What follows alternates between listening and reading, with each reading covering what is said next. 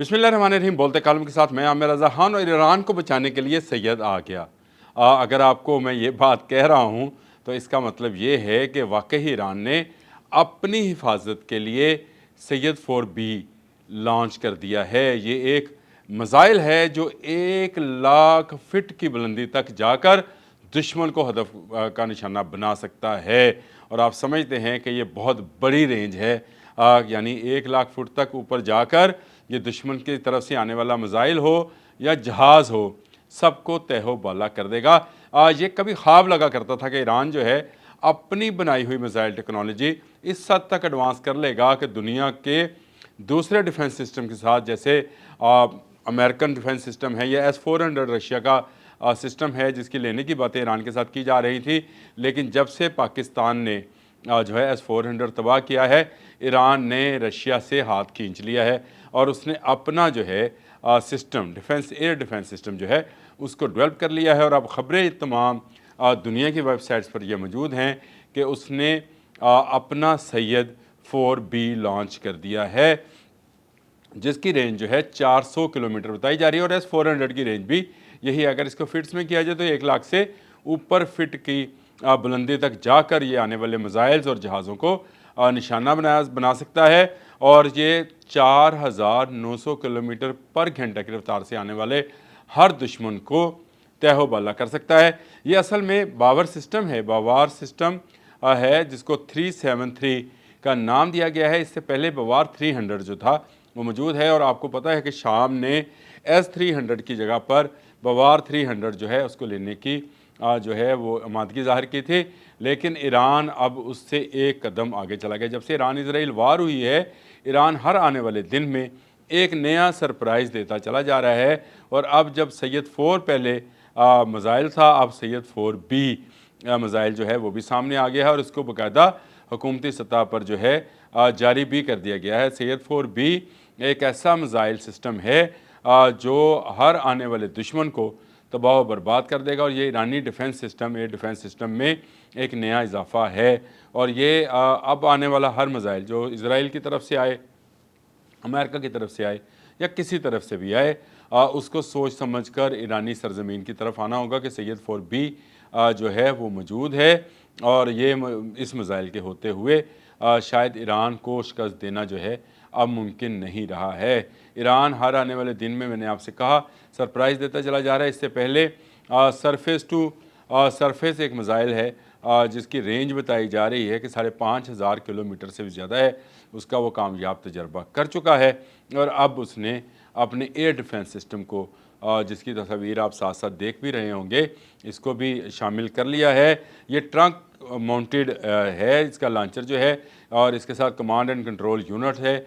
और फिर इस पर सर्च रडार है, SR रडार भी इस पर मौजूद है, जो कि ख़ुद ईरान का अपना डेवलप किया हुआ है। क्योंकि कहा यह जा रहा है कि इसमें अमेरिकन, रशियन और चाइना की टेक्नोलॉजी को इस्तेमाल किया गया है। लेकिन ये सब करीने क्यास है, क्योंकि रशिया ने तो 2013 में S-300 देने का वादा करके अपना हाथ खींच लिया था और बैनुल अक़वामी दबाव में आकर उसने ईरान को ये सिस्टम फराहम नहीं किया था। और उसके बाद से ईरान मुसलसल ऐसे तजर्बात कर रहा है ताकि वो ख़ुद की दफ़ाई सलाहियतों को मज़ीद बढ़ा सके।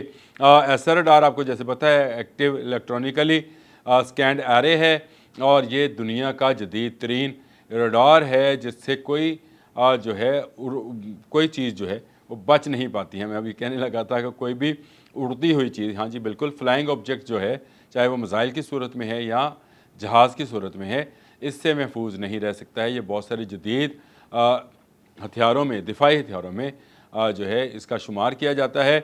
ये इसके अंदर मौजूद है। 100% ईरानी अपनी टेक्नोलॉजी है।